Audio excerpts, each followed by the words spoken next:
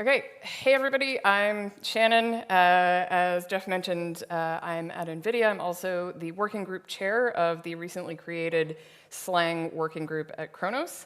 And I'm here to talk to you about Slang and how it really helps bridge the gap between the graphics and machine learning ecosystems. So neural graphics is transforming the future of rendering. We're seeing neural networks revolutionize how we represent materials, learning complex surface behaviors that are laborious to hand code and costly to render. Neural texture compression is achieving incredible quality at the fraction of traditional storage costs. And techniques like DLSS are using AI to generate high-quality pixels that were never actually rendered in the first place, delivering performance gains that seemed impossible just a few years ago. But here's the challenge.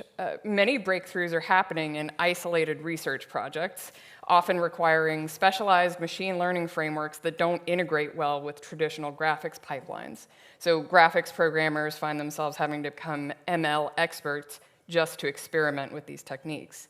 So what if we could bring the power of neural graphics directly into the hands of the average graphics developer?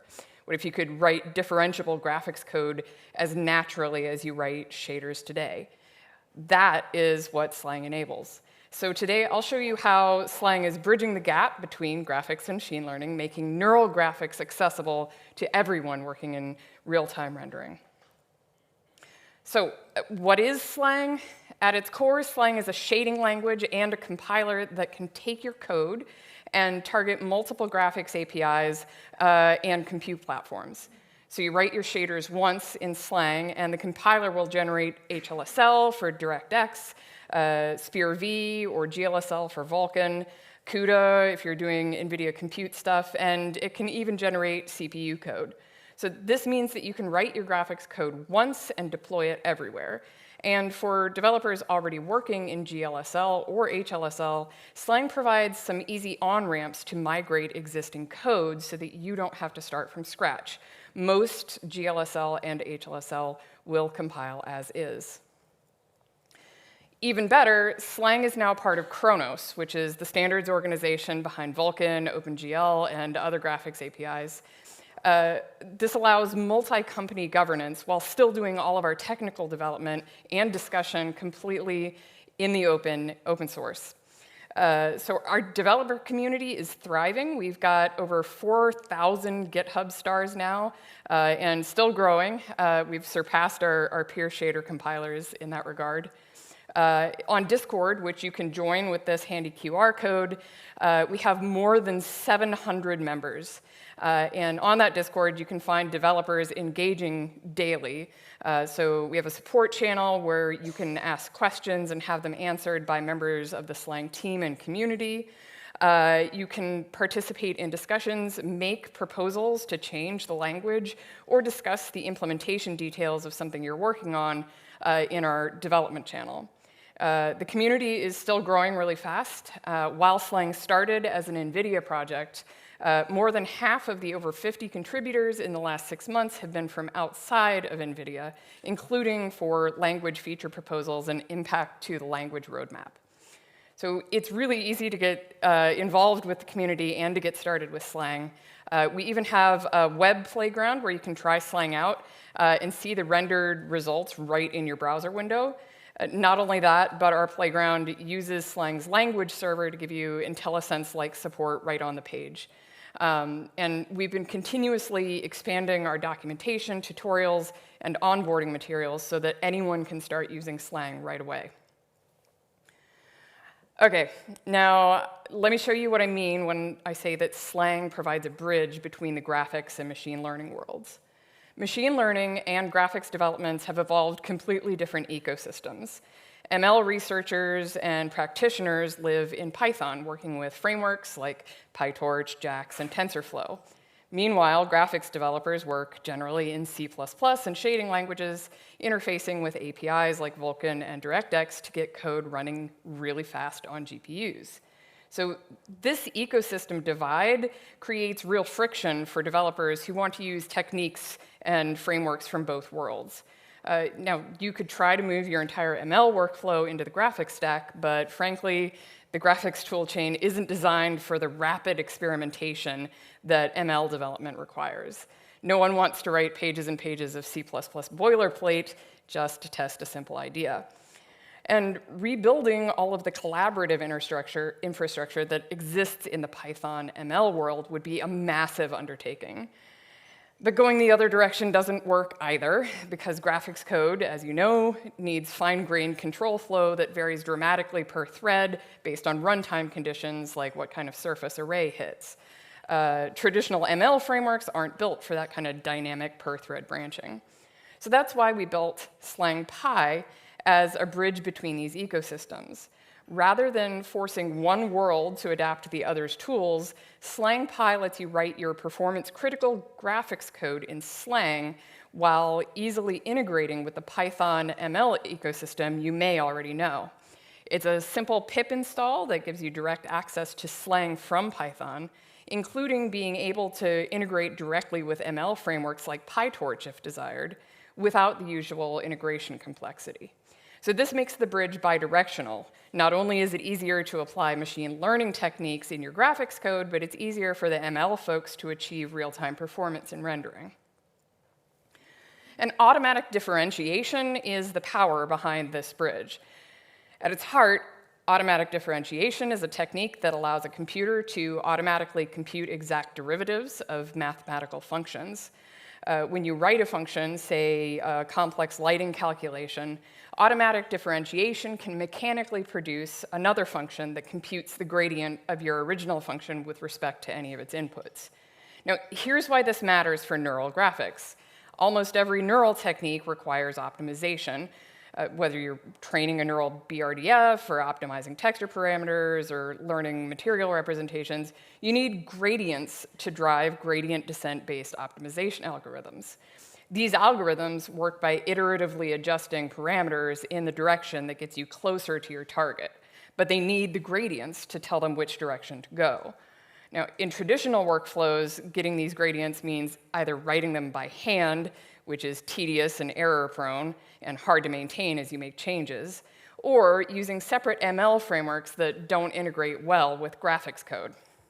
Automatic differentiation in Slang changes everything. It means that any graphics function that you write can automatically become trainable.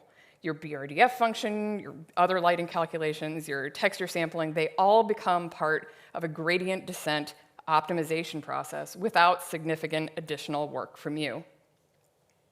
So I'll show you a small practical example that demonstrates what Slang can do, neural texture optimization. So you're probably familiar with the shortcomings of MIP mapping. Originally introduced to solve aliasing and performance problems in simple color textures, it becomes a lot more complicated in the era of physically based rendering. Nonlinear data, like surface normals and material roughness values, which describe physical properties rather than just color, are far less straightforward to downsample.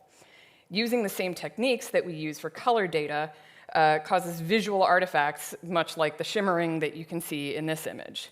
A range of techniques has been developed to address this problem, from simple heuristics to complex statistical filters, but an intriguingly simple alternative lies in training optimal MIP-map levels for this non-color data using gradient descent. So in the usual PBR paradigm, we can calculate the color of all of our pixels by doing a bunch of math with information about the light and information about the physical material, which is represented here with color, normal, and roughness maps. So you put all of that into your lighting calculation, and out comes your shaded image. If you were to render this at full resolution and then downsample the resulting pixel colors, you would get a theoretically perfect MIP map image. But the reason that we use MIP maps is to avoid doing a ton of math on stuff that isn't going to take up much of the screen. So we don't actually want to do all of that math at full resolution. Now, unfortunately, while a simple box filter will work well to reduce the size of the color map, doing the same for the aforementioned nonlinear data, the normal and roughness maps, will introduce the kind of noise that turns into a flickery mess like the one from the last slide. So what we want to figure out then is what would the values inside of my smaller MIP levels be if I want to be able to calculate something that gives that theoretically perfect result from smaller textures. And that's where we can use automatic differentiation to answer the question for us. Now, one of the things that makes this cool from the Slang perspective is that we can use the same code for multiple purposes. So we can write the rendering code in Slang much the same as we would in any other shading language to calculate the BRDF from our set of material property values, store it out across your texture maps, and then use it during rendering. But the other thing to notice here is that this carries a differentiable annotation. So that annotation tells Slang that this function can be used both for rendering and automatic differentiation. So when we're rendering, we'd call this function normally to render our stone material. But we can also call it in reverse mode to automatically compute the gradients. That's the key insight. The same lighting math that renders the image also can help us improve our textures as part of training. So in SlangPy, calling the code in its standard forward manner is pretty simple. This basic app here in Python just creates a window, loads the Slang shader, and the texture files that contain our albedo, normal, and roughness data, and then it calls that render function that you just saw in order to calculate the final pixel values and blitz them to the screen. So this is actually the entirety of the code for a Python app that would just draw our texture to the screen.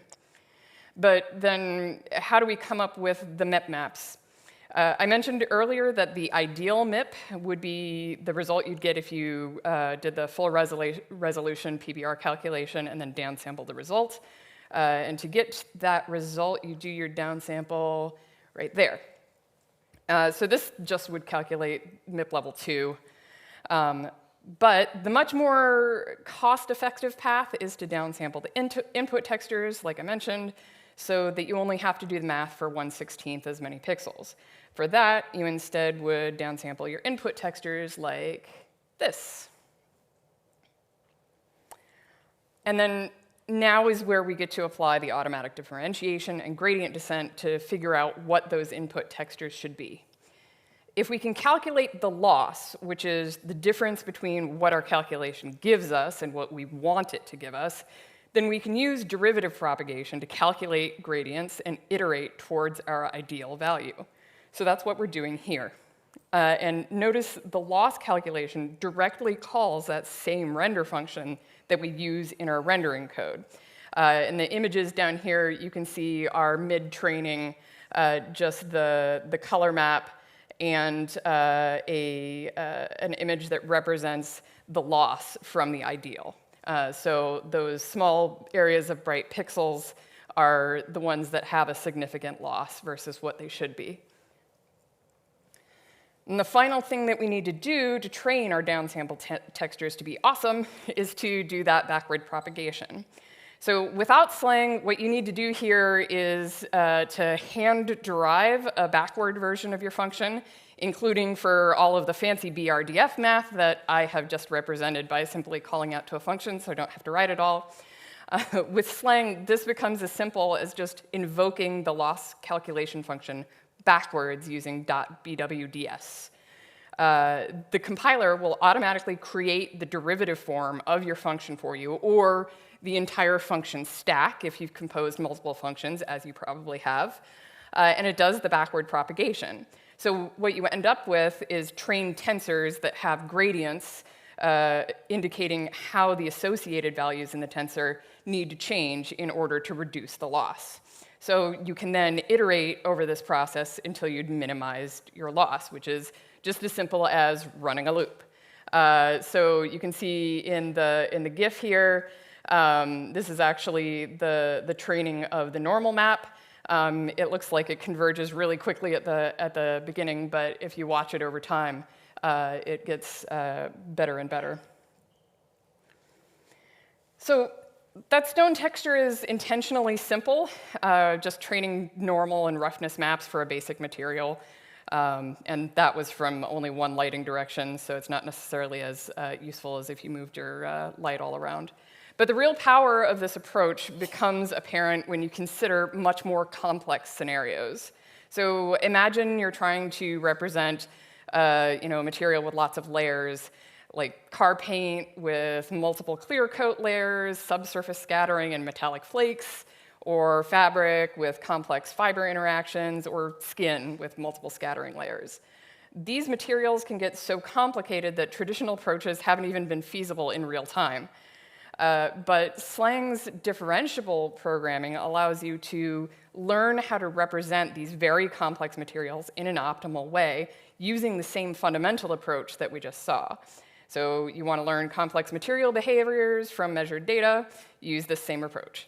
You want to optimize intricate rendering effects, same approach. Train representations that would be nearly impossible to hand code, same approach.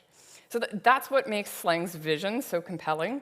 It brings the power of differentiable programming to graphics developers for problems ranging from simple texture optimization all the way up to learning entirely new ways to represent complex materials and rendering effects. So you don't need to become a machine learning expert. You just need to write your graphics code and let the system handle the optimization. So that's the future of programmable graphics, and it's available today in Slang. So just to summarize, neural graphics techniques are transforming what's possible in real-time rendering, but until now, there's been a fundamental barrier that finding techniques like this has required ML expertise and frameworks that don't integrate well with traditional graphics pipelines. Slang changes that equation. With automatic differentiation built right into the shading language, any graphics function you write can become trainable.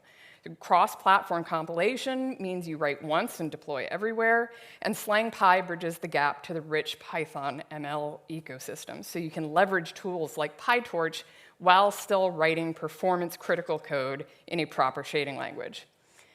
Now, we demonstrated this with neural texture optimization for bitmaps, which is a practical problem that shows how the same lighting code used for rendering automatically becomes part of the training process. No manual gradient derivation, no separate ML framework integration, just mark your function as differentiable.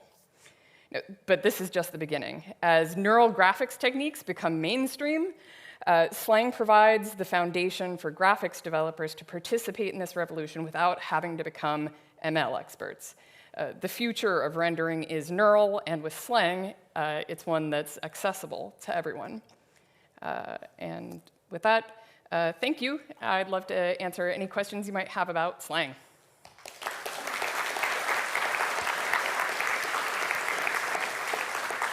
Thank you so much. Do we have any questions in the audience? Yeah.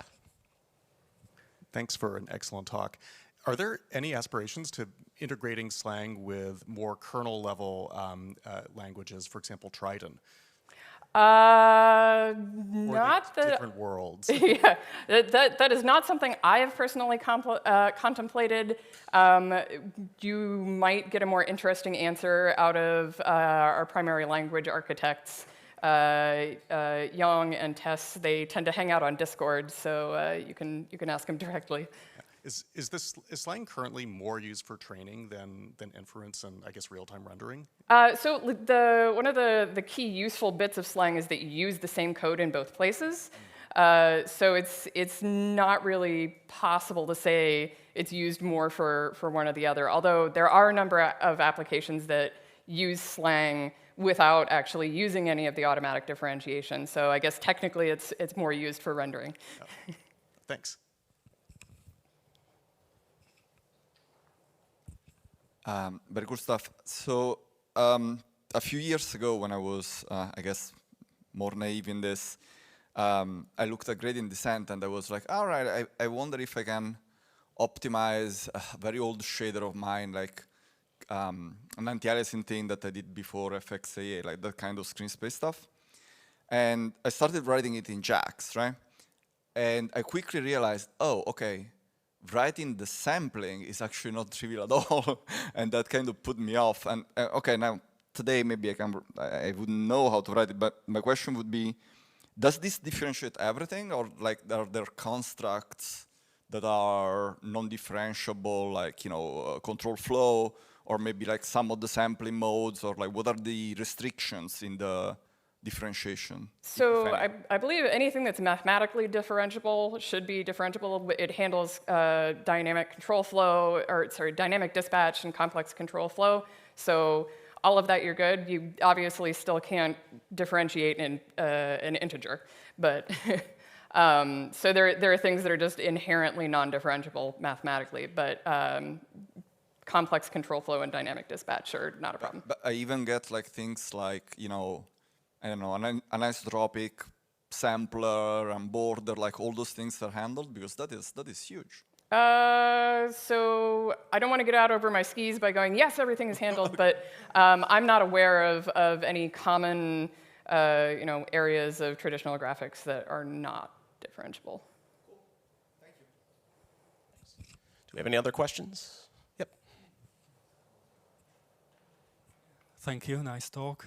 So I have a question about automatic differentiation, specifically about functions like the leaky ReLU, which is used everywhere. It's a one-liner, but technically it's not differentiable at the point 0 because there's a discontinuity. So how does Slang World handle that? Like, it's almost differentiable. You can ignore that and return 0 and just make it work. And since this is used everywhere and many functions are like that, like in practice non-differentiable, but you return 1 and it just works. So how is this handled? I'm not sure about the specifics of how the compiler identifies situations like that. I am pretty certain that fairly common ones are detected and can be noted as non-differentiable. There are ways that you can hang the compiler up. We definitely make our best effort to provide useful error information in cases like that. But the internals of how exactly the automatic differentiator work are sometimes a bit arcane for me. But the folks who implemented it originally are there on Discord and can answer the more complex questions. Great. Well, let's thank Shannon one more time.